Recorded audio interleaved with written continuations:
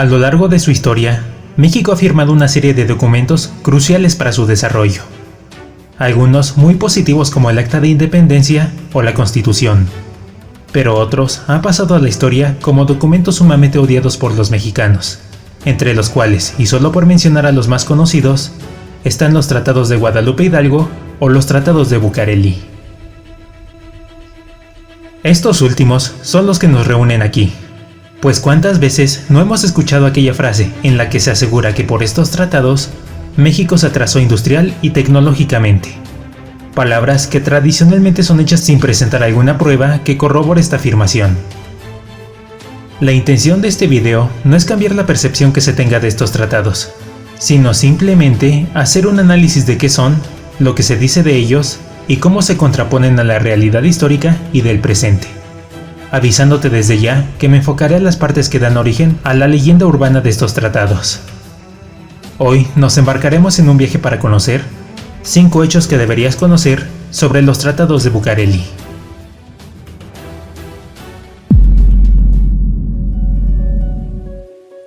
Los tratados de Bucareli reciben su nombre del inmueble con el número 85, ubicado en la calle Bucareli de la Ciudad de México. En este lugar, entre el 15 de mayo y el 13 de agosto de 1923, fueron hechas una serie de negociaciones entre el gobierno de México, encabezado por Álvaro Obregón, y el gobierno de Estados Unidos, a cargo de John Calvin Coolidge. Estas negociaciones buscaban la reparación e indemnización a empresas y ciudadanos estadounidenses por los daños cometidos a sus intereses y propiedades durante la Revolución Mexicana, así como la obtención de una serie de ventajas comerciales en favor de Estados Unidos.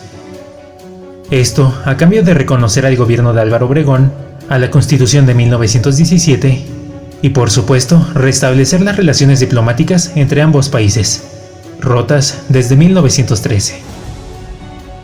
Estos tratados alcanzaron al menos 3 puntos básicos, de los cuales 2 eran conocidos como la Comisión Especial de Reclamaciones y la Convención de Reclamaciones Generales.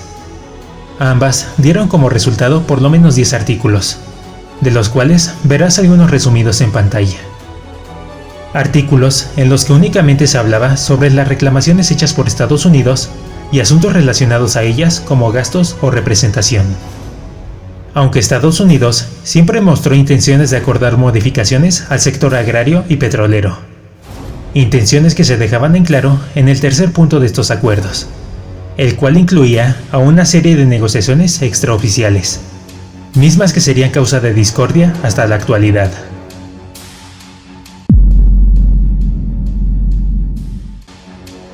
Como ya dije, los acuerdos oficiales alcanzados únicamente se refieren a indemnizaciones y pago por propiedad.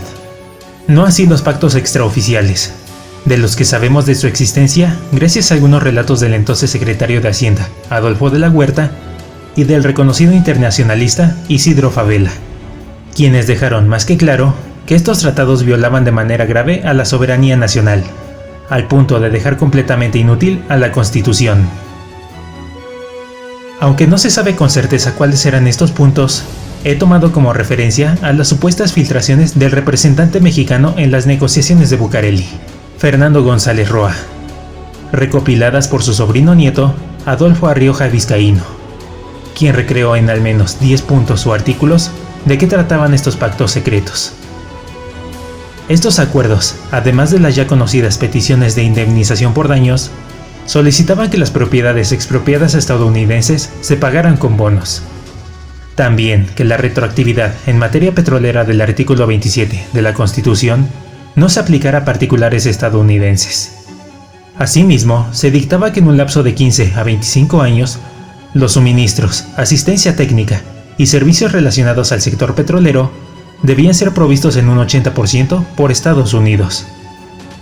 Otros puntos importantes son en los que se obliga a México a operar ferrocarriles en las mismas y deplorables condiciones en las que habían quedado tras la Revolución. Asimismo, la deuda de los ferrocarriles mexicanos obligaría al país a implementar un sistema de redes carreteras, cuyos suministros y asistencia deberían provenir en un 80% de Estados Unidos. Y ese porcentaje también aplicaría a vehículos de transporte, los cuales deberían ser importados del vecino del norte. Por otra parte, México debería abstenerse de afectar de cualquier forma a propiedades y empresas estadounidenses en suelo nacional. Sumado a esto, el país debería evitar cualquier proceso de industrialización durante un mínimo de 25 años, y al término de este periodo, México podría industrializarse siempre y cuando garantizara la protección a ciudadanos y empresas estadounidenses, así como dejar que dichas entidades continuaran manejándose libremente. Y por último, se acuerda el reconocimiento al gobierno de Álvaro Obregón, al tiempo en el que las partes involucradas acuerdan mantener en reserva durante un periodo extendible de al menos 100 años los acuerdos pactados. Y en caso de controversias, se tomaría como válida a la versión en inglés de los tratados.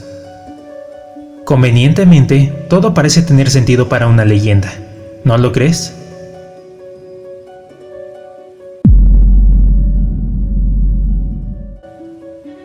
Algo muy cierto es que los tratados afectaban de manera negativa al sector agrario, pues mientras los estadounidenses tenían derecho a reclamaciones e indemnizaciones, ese recurso era inaccesible para mexicanos. Pero aún con ello, ni la Comisión ni Convención de Reclamaciones parecen tener un impacto grave más allá del enorme gasto que significaban. Es entonces que los pactos secretos serían la mejor explicación a la oscura leyenda que rodea los tratados de Bucareli. Pues México, al comprometer hasta en un 80% la explotación y recursos petroleros con Estados Unidos, imposibilitaba al país a tener una independencia energética, afectando también a posibles inversiones que pudieran venir del extranjero, violando por completo al artículo 27 de la recién creada Constitución de 1917. Añadiendo a lo anterior, la protección y libre operatividad de empresas y organismos estadounidenses en México habría apoyado a que en el país se diera un sistema de competencia injusta y monopolios, condenando a México a servir a los intereses estadounidenses. Y por último, los puntos de limitar la industrialización y ferrocarriles explicarían la creencia de que México tenía prohibido desarrollar avances relacionados a motores, aviones y otro tipo de tecnología aplicada a un uso industrial o de transporte. Aunque no se sabe a ciencia cierta si en los pactos extraoficiales de los tratados se hace explícita esta prohibición. Si comparamos esta leyenda con nuestra realidad actual, todo parece tener sentido, al menos hasta que revisamos a la historia misma.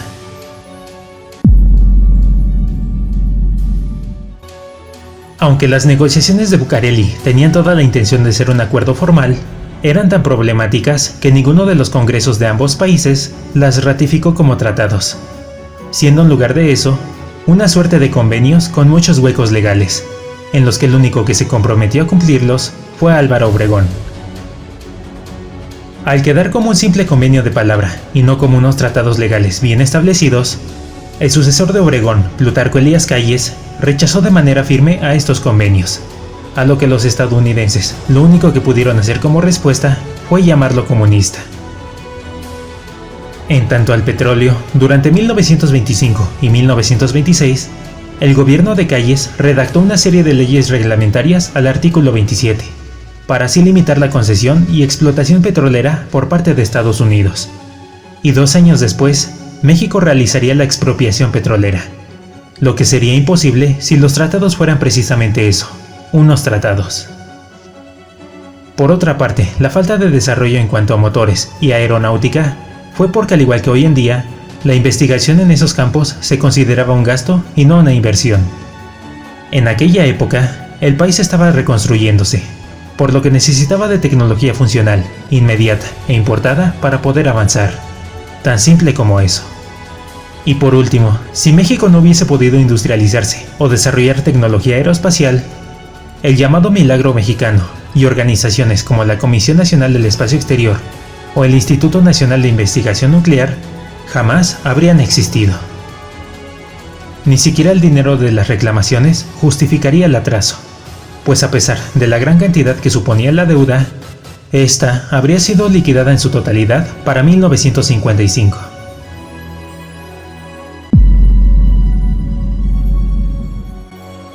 Aunque los tratados no existen ni son prácticos en la realidad actual, sí han desviado la atención de los verdaderos problemas tras el atraso de México.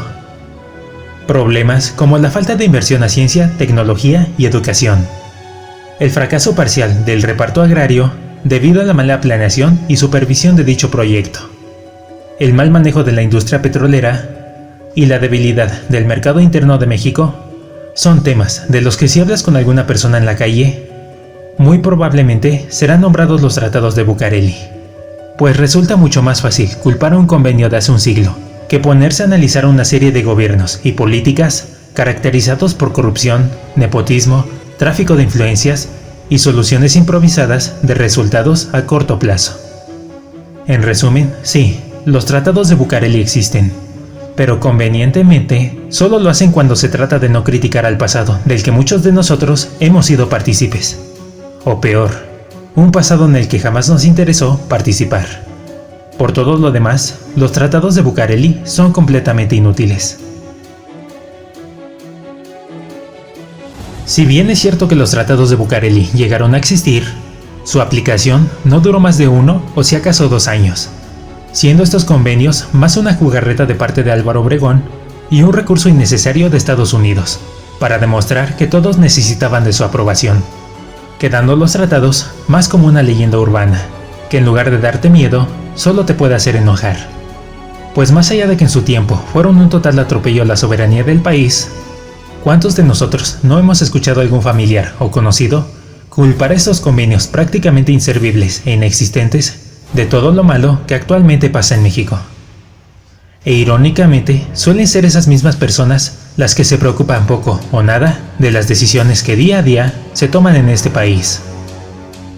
La ignorancia puede ser una bendición, una maldición o una herramienta de manipulación.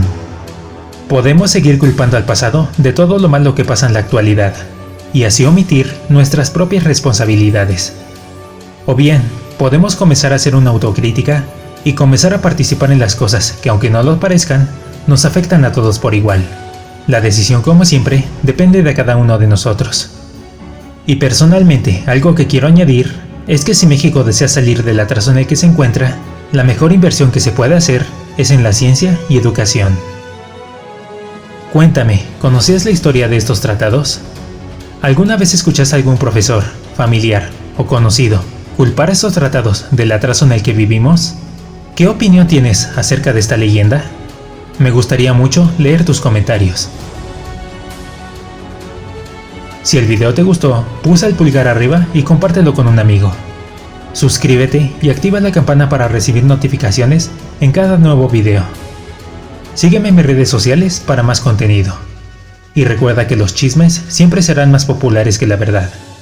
Esto ha sido Raiden John para todos ustedes. Hasta la próxima.